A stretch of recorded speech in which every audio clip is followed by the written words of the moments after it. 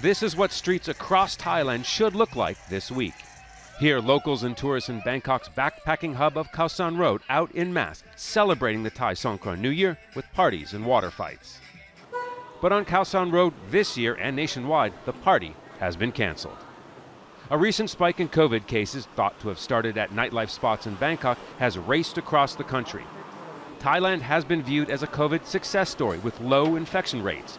But now a third wave is here, throwing cold water on the hopes of many in the tourist and hospitality industry, just as it was positioning for a rebound.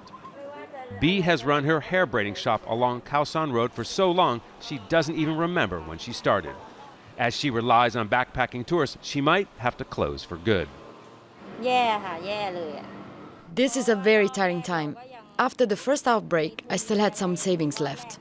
After the second outbreak, things got a little bit better. But the latest wave is looking like the worst. I don't know what to do.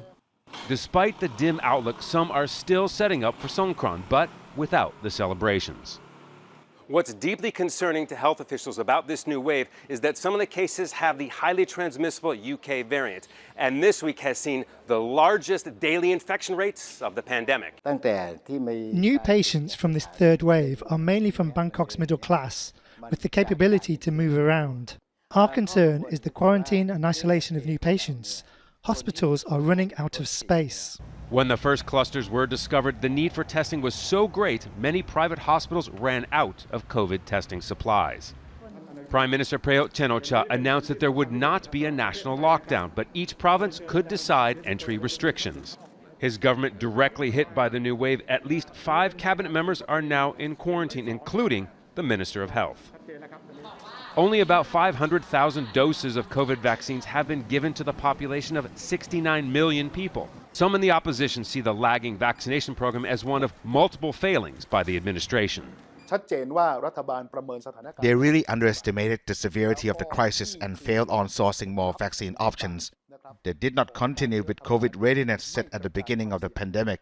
They were not ready to immediately respond to this wave.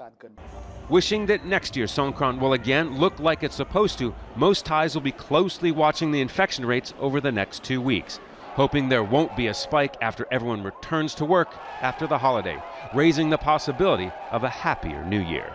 Scott Heidler, Al Jazeera, Bangkok.